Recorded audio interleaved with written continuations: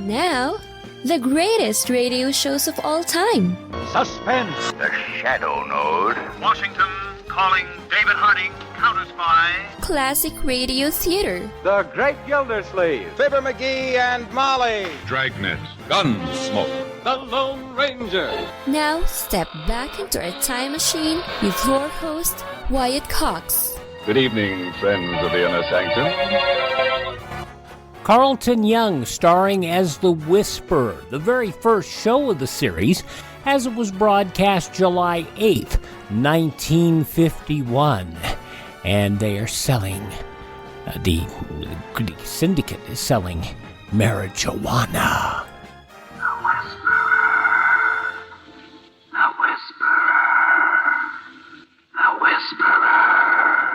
The Whisperer.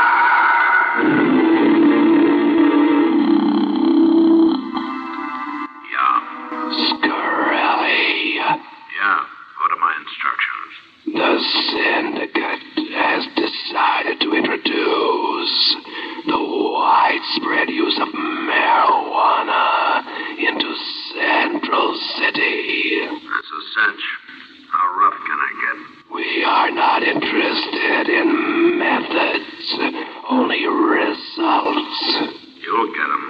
1 month from today, we will expect 200 regular marijuana addicts among the high school students. Presenting The Whisperer, starring Carleton Young. The Whisperer, a brilliant man who, losing his voice in an accident which crushed his vocal cords, worked his way deep within the crime syndicate to help destroy it from within. To the underworld, his familiar rattling hiss is the voice of authority, to be obeyed without question. Then a miracle of surgery performed by Dr. Benjamin Lee restored his natural voice, enabling him to resume his real identity.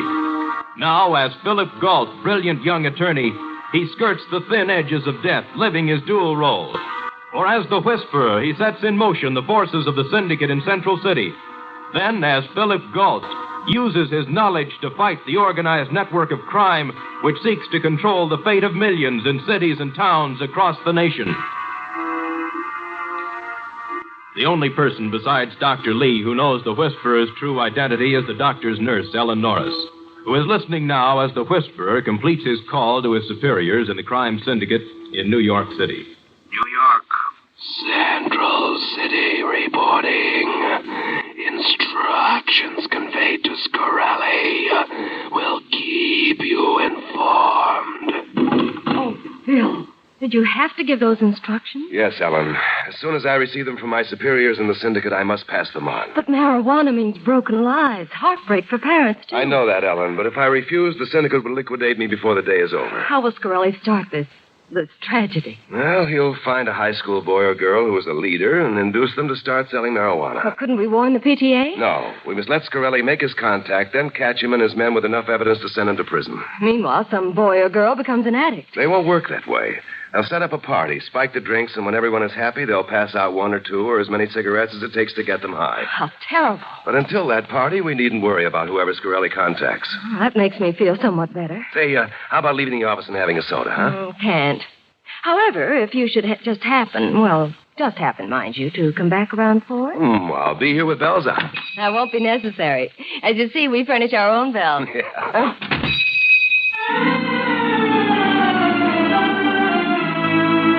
Meanwhile, Scurelli, smartly dressed and spending freely, mixes and mingles with the high school crowd, watching, listening for something which will point out a likely student to become his head marijuana pusher. Then... They told me you're pretty good on that motorcycle, Scrappy. Huh? Oh, yeah, guess I am at that. My name is Scurelli. I'm Scrappy Ritz. I got a pretty hot car. Hey, it's you. Hiya, Scrappy. Hiya, Nola. Conserving sweaters and want a goop. You conserve. I'm starved. Hey, Mike. Yeah? Feed that Pete Andrade record a nickel, will you? Sure. He really sends me. Come down. I understand. Hey, my bike's outside. How about a spin, huh? Sorry, Jimmy Bivens is picking me up. That moldy fig. And how about tonight? Jimmy Bivens. I kind of counted on it. You overlooked one thing. That convertible? George. I didn't overlook it. I ignored it. Your mistake. Never overlook a convertible. Bye. Thanks for the goo. What's the rush? Oh, there's Jimmy pulling up outside. Don't take any wooden kefavas. Okay, Jimmy.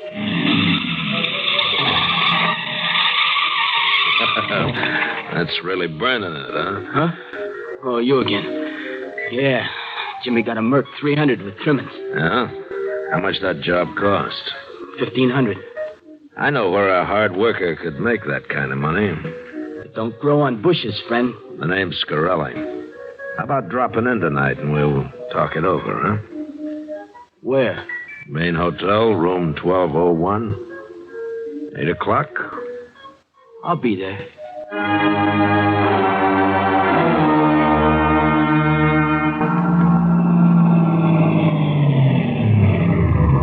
Would you mind telling me why you brought me all the way across town to the hangout for that soda? I love your company. That I sometimes doubt. No, you had some other reason. Well, Ellen, if I were Scurelli, I'd hang around, ask questions, spot a likely pusher, and then make contact. And you're going to see if Scurelli has been here? You're a woman of unusual perception. Park it here, as we used to say in my high school days. Well, 23 skidoo to you, too. Name it, Mopes. Mopes? Okay, squares. That I get. Well, don't lug it. What goose? Goose? Goose. What do you want? Oh. I've had conversations like this in nightmares. Look, could we just talk to you? Jive, dig. Huh? Would you humor an old man and just use plain English? You do speak it. When I have to. Splendid. We found a ground for mutual understanding. Has an older man, probably well-dressed... Gook. I'll start over. Has a gook been asking... Waxing. Okay. Has a gook been waxing don't tell me... Mope? George. Who? Scrappy wrist. The gook's waxing him about a hot rod. Oh, now I see. Wanna bet? Don't expose me. Where does Scrappy live? 834 Canal Street. Octagon. Huh? I said octagon. That means thanks from 2 squares.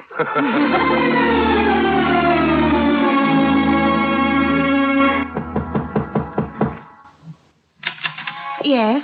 We'd like to talk to Scrappy, please. Oh, dear, he isn't in trouble again. Oh, no, Mrs. Riss. I'm a lawyer, and I wanted to talk with him about working for me in my office. Oh, well, come in, Mr. Galt. And this is Miss Norris. Oh, how do you do? I've wanted Scrappy to go to work. It isn't that he's a bad boy. It's just that he wants so many things and sometimes takes shortcuts to get them. Oh, Scrappy?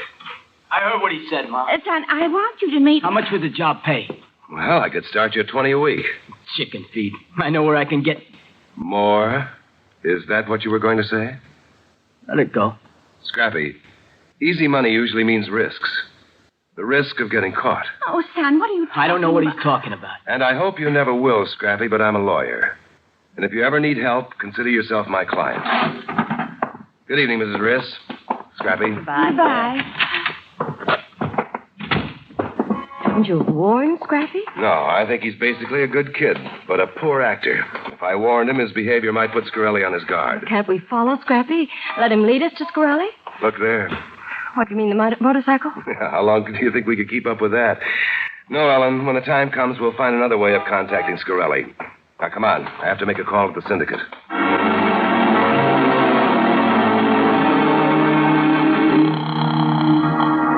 New York. Central City reporting. Go ahead, Central City. Scurelli has found a good high school contact. He's in love, and his rival owns a hot rod. Keep us informed. Phil, every time you use that voice, it gives me goosebumps. That whisper was the only sound I could make when I first met you. I know, but I'll never get used to it. Oh, by the way, somehow we've been sidetracked on that soda. Could we... Later. Right now, we have a date to park in front of Scrappy Riss's house until he returns from his meeting with Scurelli. But that may be hours. Oh, parking can be fun if it's properly approached. Oh, no, Mope. I may lag in modern idioms, but some things haven't changed since I left high school.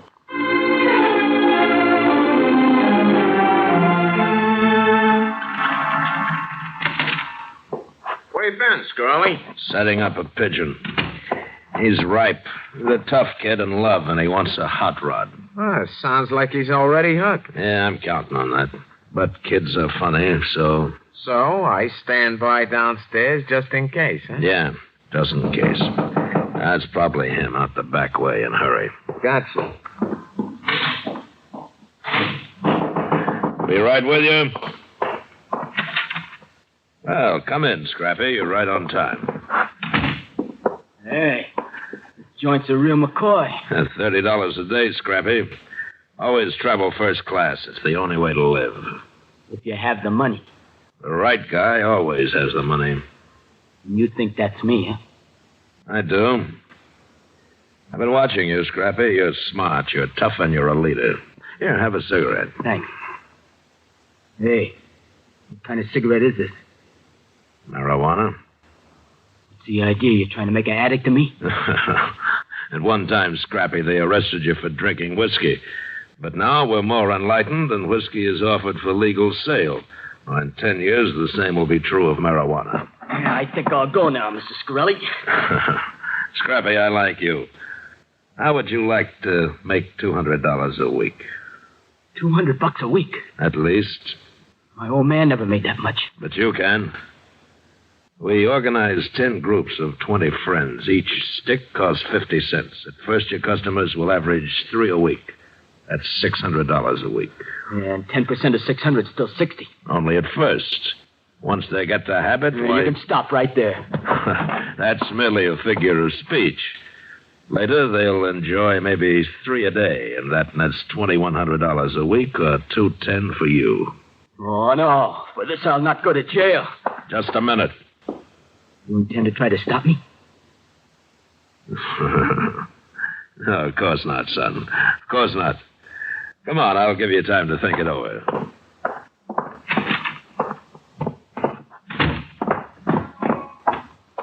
Now, just to show you there's no hard feelings, Scrappy, I'll give you a drive in my car. Here it is. Do you like it? Who wouldn't? Cost $20,000. British job, 362. Slip under the wheel, twirl it around the block. Hey, you really mean it? Of course I do. Get in and I'll brief you, and then you can burn the rubber.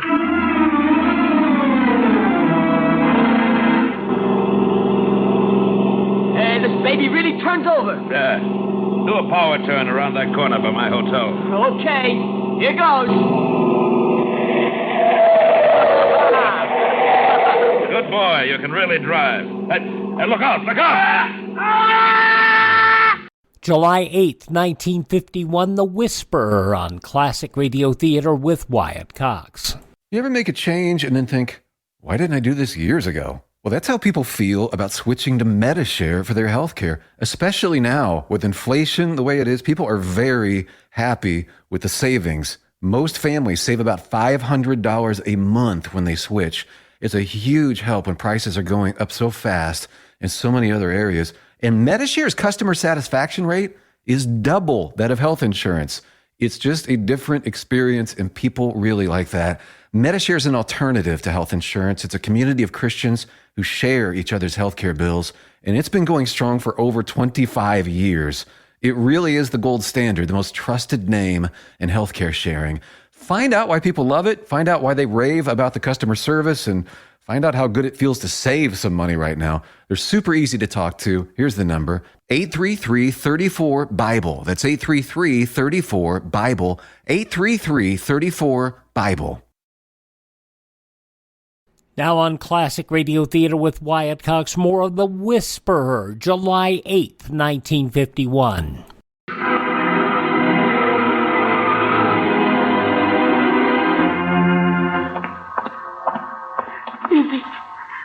Yes, son. He's dead. Oh, what am I going to do? Well, if we report this, you get 20 years. But it was an accident. That's why I'm going to help you. Help me put his body in the trunk, and I'll get rid of it where they'll never find it. That might get you in trouble. I'll take that risk, provided you'll be my head pusher. You mean marijuana? But I already told you. Either that or 20 years. Which will it be? Hurry. All right. I'll sell you marijuana.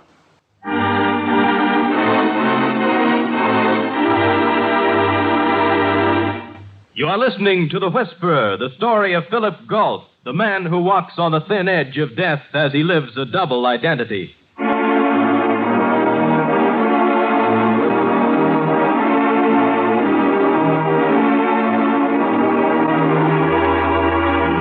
Philip Galt, known to the underworld as the Whisperer, has ordered the introduction of marijuana into the high school. Now, in his real identity as Philip Galt, he and Ellen are parked outside Scrappy's house when an imported car drives up. Scrappy, all right. I've never seen that car before. It's bound to be Scurelli. No doubt about it. Hadn't we better follow him? I think it's more important to talk to Scrappy. Scrappy! What? Who's there? It's Mr. Galt. I want to talk to you. Are you in trouble? No. Why should I be? Well, just remember what I said earlier today about being your friend. Let me know if you get in over your head. Get it? That's a laugh. I'm already in 10 times deeper than that. Something dreadful has happened tonight. You should have stopped it. That was my first mistake, Ellen. My second was in not following Scurelli. Now we've got to find him if it takes all night.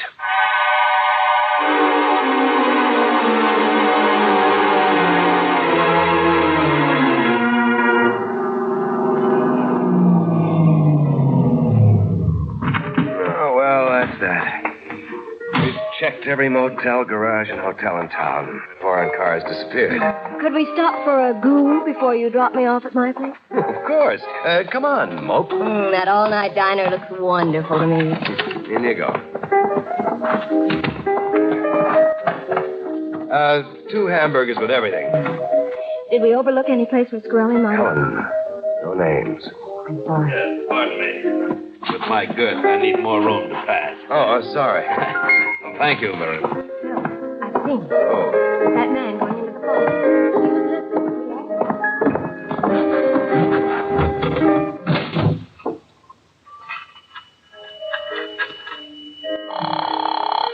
He was Hi, Scrappy. Awake at 3:15? What do you want?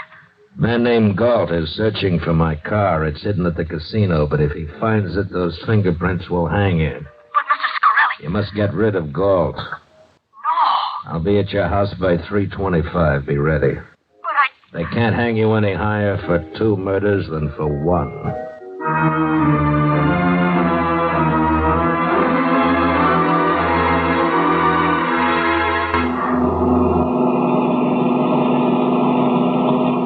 The goo was delicious. Well, in that case, do you mind if I stop and pick up something at my place? Oh, my, no. I'm used to joyriding at 3:30 in the morning. I'll only be a moment. Phil! Keep down. Shoot again. No, leave me alone. Killing when? Scurelli is, yes, but Scrappy shot at me. Mr. Galt. Yes? I'm sorry. Come on inside, kid. We've got a lot to talk over.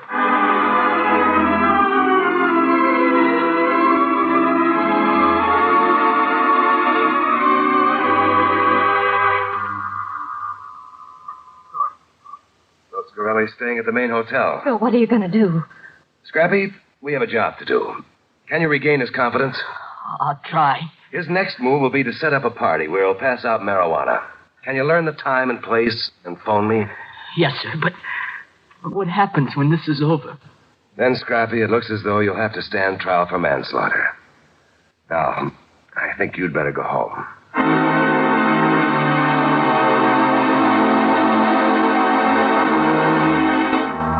After Scrappy leaves, Philip Galt dials the main hotel. As the receiver at the other end is lifted, he speaks in the voice of the Whisperer. Mr. Scurelli, please. When? Just now. Thank you. He's checked out? 10 minutes ago. That means he knows we've talked to Scrappy. Who are you calling? Scrappy's mother. He must stay at home until I can get there. His life depends on it.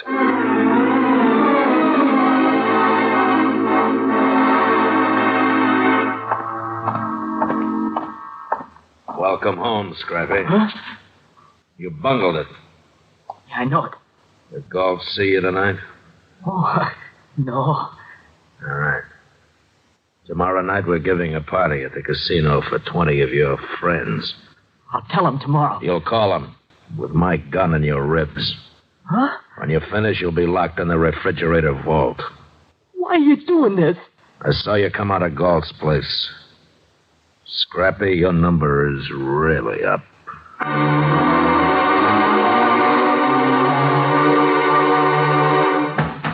Did you find him? Oh, I've looked all day without a trace. But I did learn that Scurelli's giving a party tonight for teenagers at the casino. The casino. My guess is that Scrappy's a prisoner there. What time is the party? It's already underway. I'm going out now and try to rescue Scrappy. Ellen, phone Lieutenant Denvers. Tell him to surround the casino. When I fire 2 shots, have his men crash in. Now, you got that? 2 shots. Right. Good girl. It must be timed right. Too soon, no evidence. Too late, a lot of fine kids will be headed for a place I'd rather they didn't go.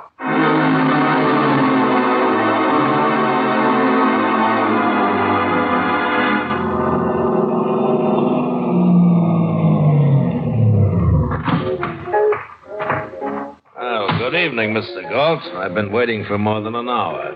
Sorry if I've kept you waiting, Scurelli. I'll take your gun. Thank you. Come on. As you can hear, my party is in progress. So it would seem. In here. A familiar voice, eh? July 8th, 1951, Carleton Young as the Whisperer on Classic Radio Theater with Wyatt Cox. The conclusion follows these words. No offense, but are you a little fat when you look in the mirror? How would you like to learn the secrets to lose 3 to 5 pounds a week easily without joining the gym or going through any crazy diets? It's called Body Sculpt by Med Diet. For the last 2 decades, we've been helping people just like you that have pounds they want to shed. We've helped millions of people lose thousands and thousands of pounds over the years. And now it's your turn. Learn the secrets of how to lose weight with one simple phone call. You'll see an amazing difference in a matter of days. Don't believe us? We'll offer you a money-back guarantee. If you're ready to start losing weight right now, call right now to learn more about your risk-free order to Body Sculpt. Call for your risk-free offer. 800-738-5332. 800-738-5332. 800-738-5332. That's 800-738-5332. Are you in bad pain? You know what I mean. Your knees hurt. Your shoulder hurts. Your elbow and back are constantly killing you. And I'm sure you've tried every pain pill or cream available at the drugstore. Am I right? Well, here's something you haven't tried. Pain Magic. Pain Magic is not available at any drugstore. The only place you can get it is by calling the special toll-free number I'm about to give you. And to make things even better, call right now and find out about our buy one, get one free offer. We're so confident it'll work for you that we offer a free bottle with your purchase. No prescription required. Call now to learn how you can get Pain Magic and get rid of your pain. Remember, your results may vary. 800-492-8164. 800-492-8164. 800-492-8164. That's 800-492-8164.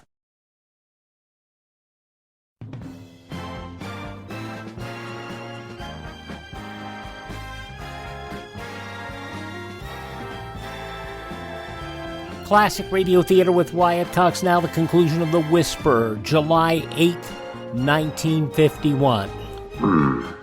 Very substantial. It's the meat storage vault. However, the walls are thin enough that you can hear the happenings. And later, well, we'll discuss that later. Now, if you'll excuse me, my guests are waiting. Mr. Galt? You all right, Scrappy? I'm half frozen.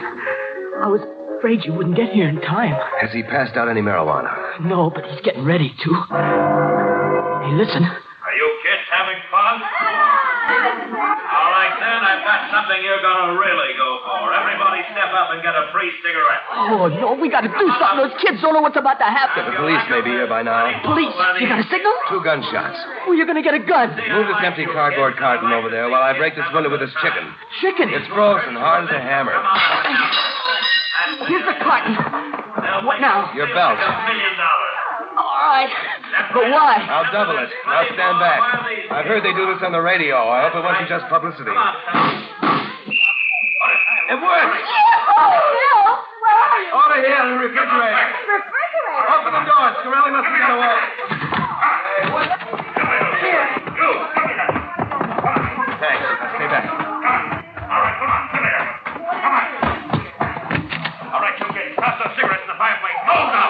I'll shoot the first one who tells where they got one. He's getting rid of the evidence. You over there, move. Scurelli. What? Drop that gun. Go. Drop it, Scurelli.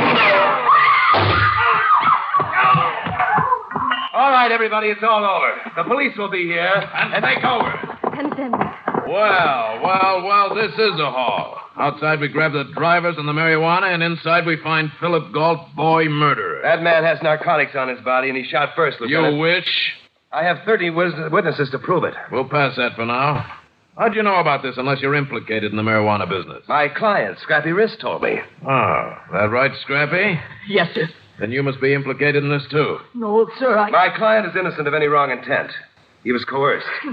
No use, Mr. Cole. I can't take it any longer. I killed a man. Oh.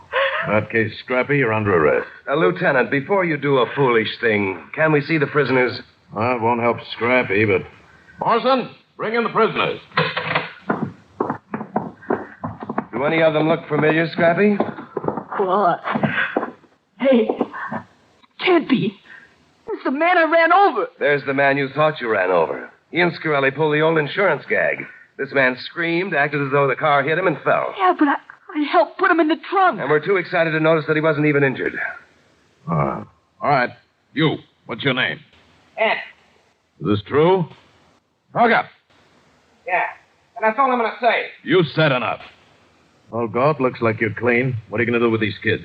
I'd suggest that you take them to the station, Lieutenant. Call their parents and show them how narrowly Central City averted a tragedy. You might also suggest that the PTA show some of the fine educational films available on marijuana and how it leads to a worse addiction. Tonight's event should prove that it can happen here. Only an alerted and enlightened public can prevent its further spread.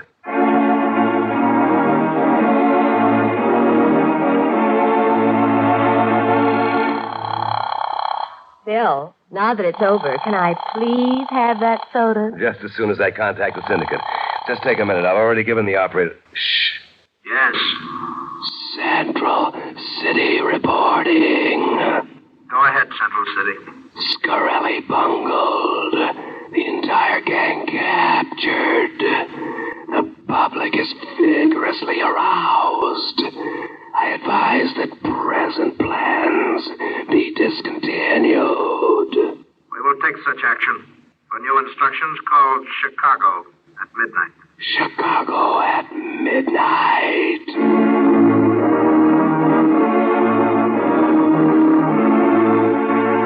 A whisperer.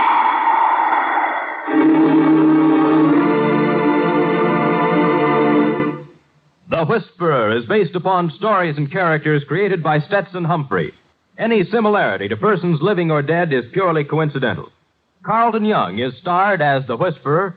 Betty Moran is Ellen. Others in the cast were Julius Kralbein, Jerry Farber, Alice Backus, Eddie Firestone, Paul Frees, and Ruth Parrott. Script was by Ann Gill, original music by Johnny Duffy, and the entire production was directed by Bill Carnes. That name Julius Kralbein doesn't sound familiar. It's somebody you are well aware of. See, Julius Kralbein was under an existing contract to CBS as William Conrad. Yep, William Conrad on an NBC show. The Whisperer, July 8th, 1951 on Classic Radio Theater with Wyatt Cox. Are you suffering with arthritis or osteoporosis? Do you have diabetes? Did you know that these are just two of the hundreds of diseases that have seen improvement with Dr. Wallach's incredible longevity products? You can't get them at a health food store. The only way to get them is to call us at 800-214-0065. That's 800-214-0065. Do you have heart disease, fibromyalgia, or high blood pressure? Do you have a terrible time losing weight? Dr. Wallach can help.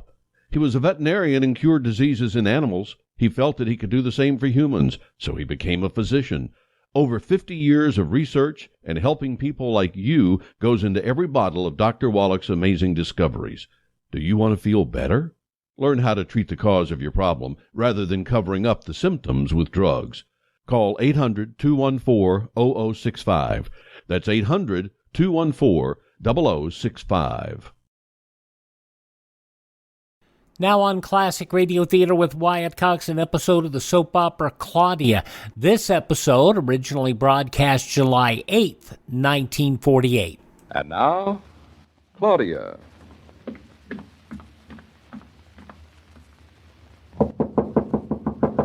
Come in, David. Well, how'd you know it was me? It was I. Such grammar. Well, blow me down. Congratulations. How'd you know it was I? I just know. David, the most wonderful news. Just one moment. Hello, Mama. You finally noticed me, did you? Oh, I noticed you the minute I walked in the door, Mrs. Brown. How could I help noticing you? But my breath was so taken away by the beauty of your appearance. I couldn't even say hello. Words, words, words. And every one of them was meant, Grandma. No respect. That's what I get for being so friendly with my son-in-law. No respect. Say, why are you so dressed up today, all lacy and pink? Not for you. No? Thank you. I'm expecting company today. No? Who? Curious. All right. I'll tell you. Your sister-in-law. Julia? Do I look swanky enough? You look like a queen, madame. Oh. What time's she coming? I won't tell you or you'll run away. Now hush up and listen to my important news. Now, don't tell me that our son has cut his first tooth. Or pronounced his first 3-syllable word. Or maybe he answered the telephone in the nursery. Or he stood up on his hind legs. Stop. Grandma, before we're here, perhaps you'd better sit down, right? David, your arm. Very funny. All right. What's the big news? I'm all ears. Donkey. I dangled today. You what? I dangled. Well, I suppose you think it isn't important to dangle. Oh, darling, before I judge, what is dangling? Killjoy. It means sitting up straight and swinging your legs over the edge of the bed. We should have been here. I've always admired your legs. Oh, that's sweet, darling. But that's not the reason the news is important. Don't you see, today I dangle, tomorrow I walk, the next day I'm home. Say, that's fine news. So what about a kiss because I'm such a good girl? Such a fuss about dangling. I never dangled. Mother, you didn't. You didn't? In my day, it wasn't stylish. After having a baby, you were either up or down.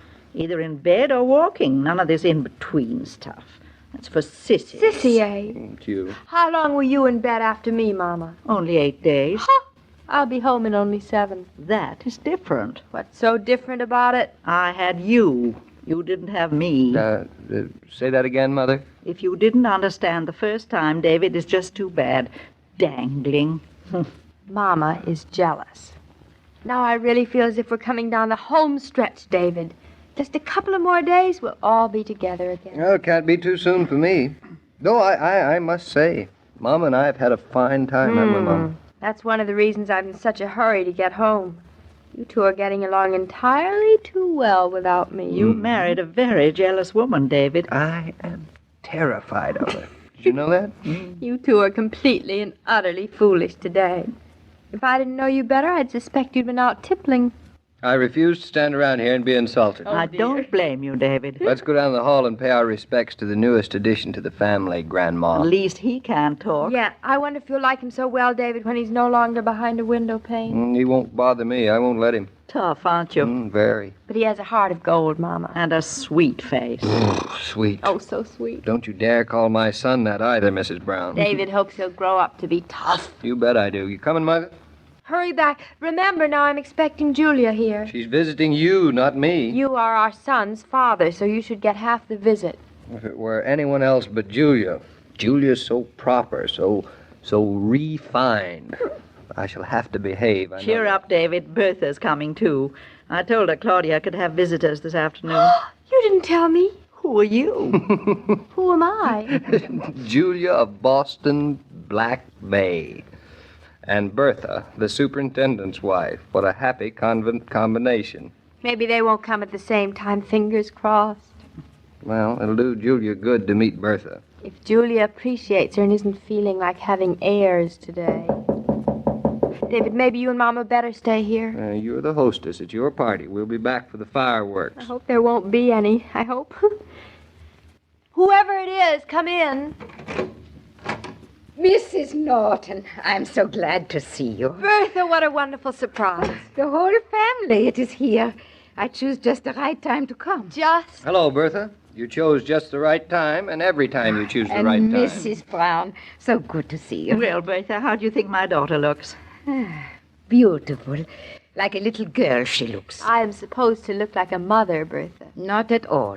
You look old enough only to be Mrs. Brown's daughter. But it is so good to see you. How's Fritz? He wanted to come, too, but I tell him not today. This is not right. You should not be crowded with people. One person at a time. One person at a time's a good idea. I'll tell Julia. David, now hush up.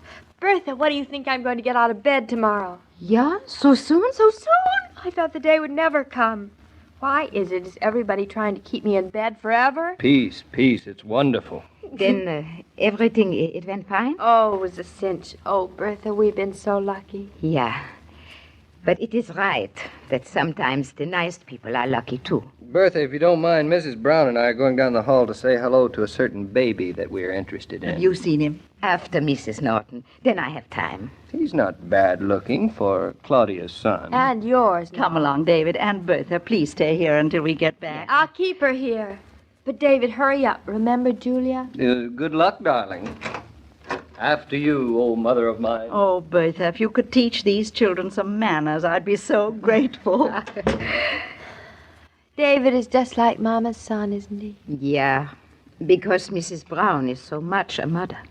I hope I'll be able to be like her. You will. And with Mr. Norton to help you, your baby will be a fine man. Between Mama and David, I'll manage. You can't miss the baby, Bertha. He's second from the left. Oh, you'd know him anyway. He's the one with the funniest expression on his face. Then I know him right off. Mrs. Norton, I cannot stay for long. So I tell you now, I bring the baby a little something. Bertha, now you're already spoiling him. I did not buy it. We could not get something beautiful enough with our money for you. So I crochet a little blue jacket. I don't think the baby will get anything else he'll like as well. Here you are. I'm almost embarrassed to give you.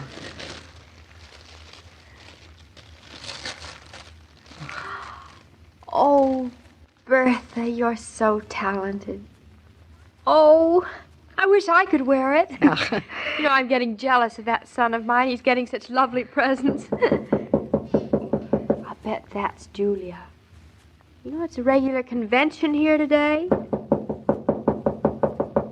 Well, come on in. I go. Now, nonsense, Bertha. You just stay. It's only me, Claudia. Only you. Julia, I'm delighted you came. I didn't want to come too soon. Are you sure today's all right? Today is perfect. Julia, I'd like you to meet Bertha. This is my sister-in-law, Mrs. Hartley Norton. I'm so glad to meet you. The pleasure's mine, Bertha. Well, my lamb, you're looking very chipper. I feel very chipper. I came so soon, only 3 days, and look at you. I'll be out of bed tomorrow. Now, don't hurry things. For heaven's sake, be careful. I will be. I think a few days in the hospital can be very pleasant. You certainly have done very well with flowers. Look at that big basket of fruit. Nancy Riddle sent it to me. She always sends fruit. For births, sailings, New Year's Eve, funerals. Nancy always sends fruit. Well, Bertha, don't you think the patient looks well? Mrs. Norton is not a patient. She is now more like a guest at her own party. That's exactly how I feel. In Europe, when a woman had a baby in the little village where I was born, there was always a party in the house. And the new mother, she was the very special guest. What a lovely idea. Yeah, with music and wine. Every child born a king. I'm afraid the friends I've visited in hospitals wouldn't quite fall into the spirit of that. Really? For heaven's sakes, why? There's nothing I like better than a good party. Well, you're very special, Lamb. Nothing seems to bother you at all. That child does not let anything bother her at all. You flatter me. No, I think maybe Bertha's right. Darling, here, unload me. There's some perfume and a bed jacket for you. Perfume? From Paris. Oh, it must smell wonderful. I hope there's an occasion soon for me to wear it. Wear it now. Now, sitting in bed? Such a waste. And look at this chiffon bed jacket. Honestly, I'm tempted to spend another week here. It isn't anything. My real present's for the baby. You'll find a perambulator and a carriage blanket set when you get back. I had it sent. Should I have had it sent up to the farm? No, it's perfect. The baby can sleep in it when we're at Mama's. Julia, you're so extravagant.